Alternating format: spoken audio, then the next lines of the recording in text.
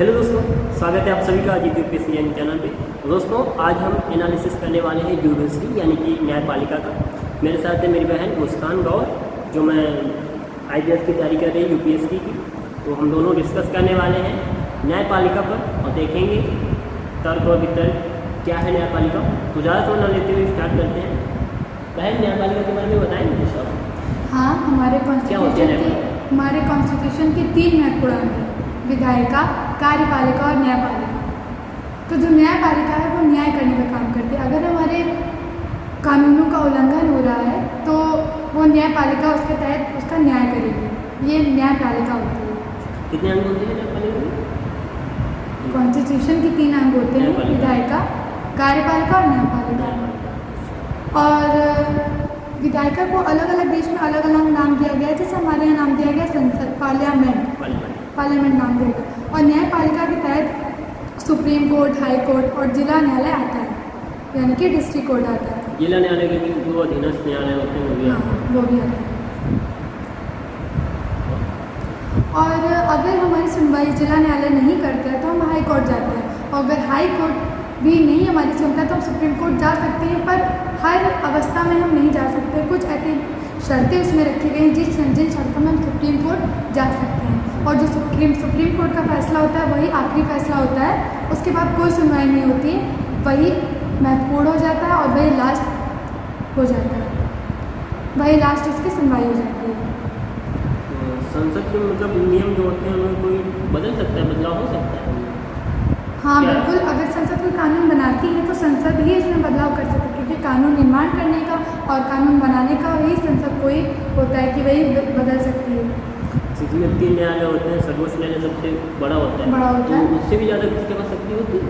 नहीं, अगर सर्वोच्च न्यायालय का किसी मुद्दे पर जो पर्टिकुलर मुद्दा कोई चल रहा है तो उस मुद्दे पर अगर किसी का हाई कोर्ट का अगर सुप्रीम कोर्ट का फैसला आ गया तो उस मुद्दे को कभी कोई बदल नहीं सकता, क्योंकि जो सुप्रीम कोर्ट का फैसला माना जाता है और लास्ट फैसला माना जाता है, उसके ऊपर कुछ नहीं है। तो इसमें जनता के क्या रोल रहते हैं? जनता का रोल इसमें ये रहता है कि जो सुप्रीम कोर्ट के अध्यक्ष होते हैं वो जनता से ही चुने जाते हैं, क्योंकि हमारे यहाँ लोकतंत्र डेमोक्रेसी है। हमारा भारत लोकतंत्र यानी कि डेमोक्रेसी है। तो इसमें जो न्यायाधीश होते हैं वह भी हम जनता से ही चुने जाते हैं। तभी तो कहते हैं जनता का, जनता के लिए, जनता द्वारा शासन, इसी को लोकतंत्र कहते हैं। तो हमारे ये है कि राजतंत्र नहीं, लोकतंत्र है। न्यायाधीश, मुख्य न्यायाधीश की नियुक्ति जनता से ही राष्ट्रपति करता है और जनता से का प्रतिनिधि होता है। हाँ।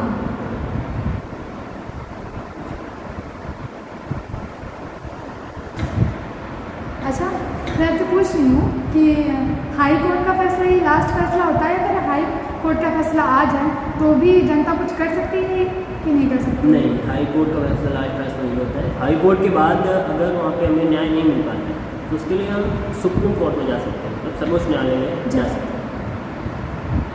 अच्छा, तो सर्वोच्च न्यायालय जा सकते हैं, जैसे आपने कहा, ठीक है। बट इसकी जैसे शर्तें हैं, तो अगर किसी व्यक्ति को मृत्युदंड दे दिया गया सर्वोच्च न्यायालय द्वारा तो क्या वो लास्ट फैसला होगा? उसके आगे कुछ नहीं होगा कि वो कुछ और भी कर सकता है अपनी इसके लिए जान बचाने के लिए? हाँ, सर्वोच्च न्यायालय लास्ट फैसला होता है, बट इसके लिए अगर हमें मृत्युदंड मिला है और अगर हम चाहते हैं कि मृत्युदंड से हम बच सकते हैं, ऐसे कोई कारण है जो सुप्रीम कोर्ट नहीं देख पा रहा है, तो इसके लिए हम राष्ट्रपति के पास जा सकते हैं, उसे पत्र लिख सकते हैं, समायाचना कर सकते हैं, क्योंकि राष्ट्रपति के पास उसका स्वयं का अधिकार होता है। उसे स्वयं की शक्ति मिली है कि वो किसी भी मृत्युदंड पाए व्यक्ति को क्षमादान दे सकता है।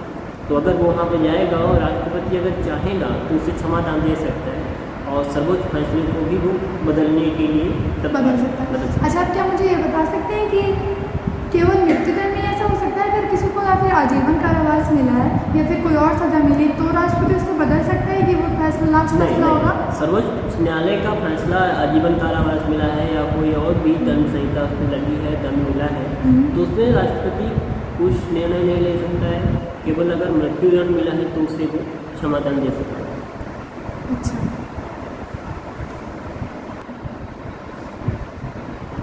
तो हमने पूरा मतलब जो इतने मिनट का डिस्कशन किया है वो पूरी अलग अलग जगह से अलग अलग जानकारी लेके किया है। बहुत ही संक्षिप्त वे में हम लोगों ने आप सभी को बताया।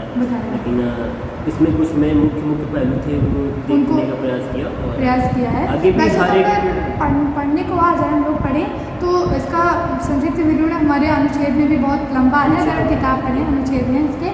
बट अगर हम मोटे तौर पे समझ पाएँ अगर कि आखिर जुडिशरी, व्हाट इज़ जुडिशरी, ये क्या है, तो इसको हम समझ सकते हैं कि जुडिशरी न्यायपालिका, इसके तहत 3 हाईकोर्ट आते हैं, जिला, डिस्ट्रिक्ट।